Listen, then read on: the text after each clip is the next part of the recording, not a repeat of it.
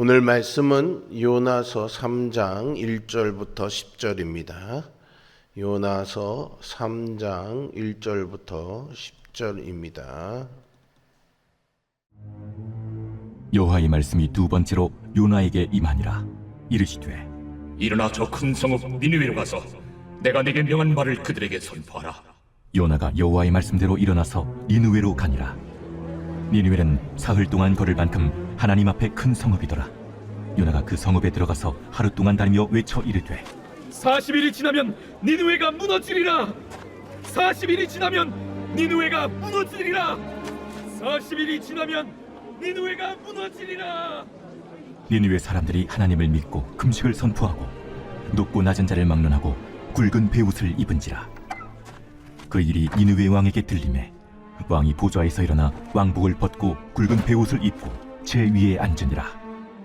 왕과 그의 대신들이 조소를 내려 니느웨에 선포하여 이르되 사람이나 짐승이나 소떼나 양떼나 아무것도 입에 대지 말지니 곧 먹지도 말 것이요 물도 마시지 말 것이며 사람이든지 짐승이든지 다 굵은 베옷을 입을 것이요 힘써 하나님께 부르짖을 것이며 각기 악한 길과 손으로 행한 강포에서 떠날 것이라. 하나님이 뜻을 돌이키시고 그 진노를 그치사 우리가 멸망하지 않게 하시리라. 그렇지 않을 줄을 누가 알겠느냐. 하나님이 그들이 행한 것 곧 그 악한 길에서 돌이켜 떠난 것을 보시고 하나님이 뜻을 돌이키사 그들에게 내리리라고 말씀하신 재앙을 내리지 아니하시니라. 사람은 실패를 잊지 못합니다. 한번 넘어지면 다시 일어설 자격이 없다고 생각하죠. 하나님께 실망을 드렸고 맡겨진 사명을 감당하지 못했기에 더 이상 쓰임받을 수 없다고 여기기도 합니다. 그러나 성경은 우리의 실패보다 더 크신 하나님의 은혜를 보여줍니다. 성경에는 2번 부르심 받은 사람들이 있습니다. 모세는 미디안 광야에서 잠시 물러나 있었지만 하나님은 떨기나무 불꽃 가운데서 그를 다시 부르셨습니다. 베드로는 닭 울음소리와 함께 스스로 무너졌지만 부활하신 주님은 디베랴 호숫에서 그의 이름을 다시 부르셨죠. 요나도 그런 사람이었습니다. 그는 하나님의 부르심을 외면하고 배를 타고 도망쳤습니다. 풍랑을 만나 바다에 던져졌고 큰 물고기 뱃속에서 사흘 밤낮을 보냈습니다. 그 캄캄하고 비릿한 절망의 공간에서 그는 비로소 하나님을 향해 기도하기 시작했습니다. 오늘 3장은 그 후의 이야기인데요. 하나님은 실패한 요나에게 다시 말씀하십니다. 다시라는 이 한 단어에 오늘 우리를 향한 하나님의 마음이 담겨 있습니다. 오늘 말씀은 하나님이 실패한 종을 다시 세우고 그를 통해 구원의 역사를 이루시는 은혜의 하나님을 보여줍니다. 본문은 이렇게 시작합니다. 여호와의 말씀이 2번째로 요나에게 임하니라. 여기서 2번째로라는 표현이 아주 중요합니다. 이 단어는 단순히 순서상의 2번째가 아니라요. 다시 한번 또 새롭게라는 그런 뉘앙스를 품고 있습니다. 성경 저자는 이 단어를 의도적으로 문장 맨 앞에 배치했는데요. 마치 놀랍게도 하나님이 다시 말씀하셨다 이렇게 강조하듯이 말입니다. 당시 고대 근동의 신과는 신은 한번 배신한 자를 다시 쓰지 않는 것이었습니다. 신의 뜻을 어기면 그것으로 관계는 끝이었습니다. 그러나 이스라엘의 하나님은 달랐던 것이죠. 하나님은 새로운 선지자를 찾으실 수 있었습니다. 요나를 대신할 사람은 얼마든지 있었습니다. 그러나 하나님은 요나를 포기하지 않으셨죠. 실패한 종에게 2번째로 다시 말씀하십니다. 이것이 복음이죠. 성경은 실패한 사람들의 이야기로 가득합니다. 아브라함은 두려움 때문에 아내를 누이라고 속였습니다. 모세는 혈기를 이기지 못해 사람을 죽였죠. 다윗은 간음과 살인을 저질렀습니다. 베드로는 예수님을 3번이나 부인했죠. 그러나 하나님은 그들을 버리지 않으시고 다시 세우셨습니다. 우리도 마찬가지입니다. 신앙생활을 하다 보면 넘어질 때가 있습니다. 기도해야 할 때 기도하지 못하고 순종해야 할 때 순종하지 못하며 하나님보다 자기 생각을 앞세울 때가 있죠. 그러나 하나님은 실패를 우리의 최종 결론으로 삼지 않으십니다. 하나님은 오늘도 말씀하십니다. 일어나라 라고 말이죠. 이 말은 단순히 자리에서 일어나는 동작이 아니라 새로운 사명을 향해서 다시 출발하라는 명령입니다. 하나님은 과거의 실패를 붙잡고 주저앉아 있는 성도들을 향해서 말씀하십니다. 다시 시작하라. 다시 기도하라. 다시 섬기라. 다시 사명을 감당하라. 하나님의 은혜는 늘 우리의 실패보다 큽니다. 여기에 나오는 하나님의 말씀은 1장의 내용과 거의 동일합니다. 일어나 니느웨로 가서 선포하라 라는 이 말씀이 달라지지 않았죠. 그러나 말씀을 듣는 요나가 달라졌습니다. 그는 폭풍을 겪었고 바다에 던져졌고 어둠 속에서 하나님의 이름을 불렀습니다. 그 경험이 그를 순종의 자리로 이끌었습니다. 이번에는 요나가 달라졌습니다. 3절은 요나가 여호와의 말씀대로 일어나 니느웨로 가니라 라고 기록합니다. 이전에는 하나님의 얼굴을 피해 도망쳤지만 이제는 말씀에 순종하죠. 흥미로운 것은 요나 자신이 완전히 변화된 사람이어서 순종한 것이 아니라는 점입니다. 그는 여전히 니느웨를 좋아하지 않았습니다. 그러나 적어도 하나님의 말씀에 순종하기 시작했습니다. 신앙은 모든 의문이 해결된 뒤에 순종하는 것이 아닙니다. 이해되지 않아도 말씀에 순종하는 것이죠. 하나님은 완벽한 사람을 사용하시는 것이 아니라 순종하는 사람을 사용하십니다. 니느웨는 당시 세계 최강 제국 아수르의 수도였습니다. 역사적으로 아수르는 잔혹함으로 유명했는데요. 정복한 피민족들을 무자비하게 학살했고 고문과 폭력으로 공포 정치를 펼쳤습니다. 하나님께서 악독이 내 앞에 상달되었다라고 말씀하신 이유가 바로 여기에 있는 거죠. 요나가 니느웨로 가기를 피하려 했던 이유가 단순한 두려움만은 아니었을 것입니다.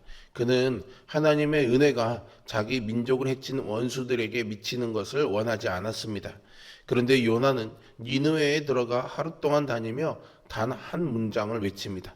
40일이 지나면 니느웨가 무너지리라. 히브리어 원문은요, 단 5개의 단어로만 이 문장이 이루어져 있는데요.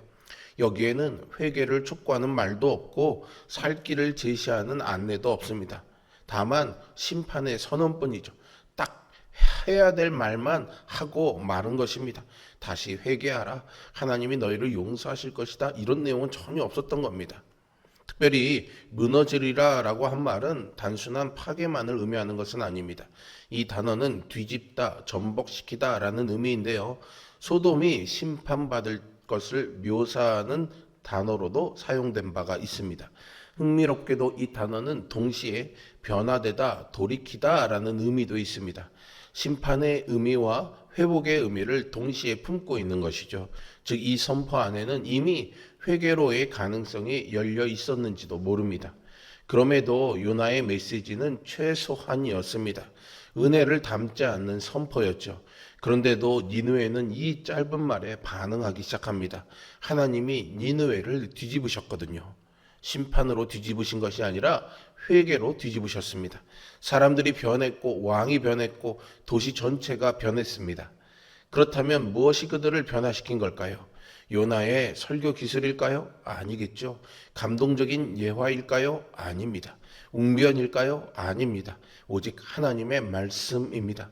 이것은 말씀의 능력이 선포자의 열정이나 기술에 달려있지 않다는 것을 보여줍니다. 하나님의 말씀은 그 자체로 살아있고 운동력이 있습니다. 5절은 놀랍게도 이렇게 말합니다. 니느웨 사람들이 하나님을 믿고 라고 말이죠. 여기서 믿다라는 히브리어 아만이라는 단어는 신뢰하고 의지한다라는 의미입니다. 이 단어에서요, 우리가 쓰는 아멘이라는 말이 파생되기도 했습니다. 단순한 지적 동의가 아니라 신뢰하고 의탁하는 행위이죠. 그들은 하나님의 경고를 사실로 받아들였습니다. 이스라엘의 언약 개념 안에서 사용되었던 이 단어를 이방 도시 니느웨가 체험했다는 것은 아주 충격적인 서술이라고 할 수 있습니다. 그 결과 금식이 시작되죠. 왕도 보좌에서 내려옵니다. 왕복을 벗고 굵은 베옷을 입지요. 그리고 제 가운데 앉습니다. 당시의 왕은요, 절대 권력의 상징이었습니다. 그런데 그가 스스로 왕좌에서 내려왔습니다. 이것은 단순한 두려움과 슬픔의 표현이 아니었습니다. 하나님 앞에서 자신의 죄를 인정하는 행위였지요. 이 왕의 행동은 외부의 강요에 의한 것이 아닙니다. 누가 시킨 것도 아니죠. 말씀 앞에서 스스로 무너진 것입니다. 참된 회개는 이렇게 내면에서부터 시작됩니다. 보여주기 위한 것이 아니라 하나님 앞에서 자기를 낮추는 것이죠. 더 나아가 왕은 백성들에게 하나님께 힘써 부르짖으라고 명령합니다. 부르짖다라는 말은 전심을 다해 간절히 부르짖는 것을 의미하는데요. 그 간절함의 강도를 보여주기도 합니다. 형식적인 종교 행위가 아니라 진심으로 하나님을 찾는 행위였죠. 참된 회개는 형식이 아닙니다. 입술의 고백만이 아닙니다. 삶의 방향을 바꾸는 것입니다. 9절에서 왕은 말합니다. 하나님이 혹시 뜻을 돌이키시고, 이 말 속에는 하나님의 긍휼을 향한 소망이 담겨 있습니다. 자격이 있어서가 아니죠. 은혜를 기대하는 것입니다. 이 이방 왕의 입술에서 나온 고백은 구약 신앙의 핵심을 담고 있습니다. 하나님은 긍휼이 풍성한 분이시며 심판보다 회복을 더 기뻐하시는 분이시라는 신뢰이죠. 아이러니하게도 이 고백은 이스라엘 백성들보다 니느웨 왕에게서 먼저 나왔습니다.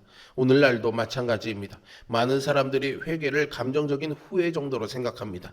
그러나 성경적 회개는 죄 때문에 슬퍼하는 것에서 끝나지 않습니다. 방향을 바꾸는 것이죠. 하나님 없는 삶에서 하나님 중심의 삶으로 돌아서는 것입니다.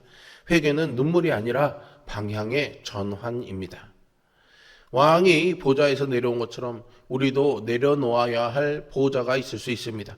타인의 시선 앞에 유지하는 자아의 이미지, 절대 무너지면 안 된다는 자존심, 용서하기를 거부하는 마음의 자리, 절대 포기할 수 없는 욕심의 자리.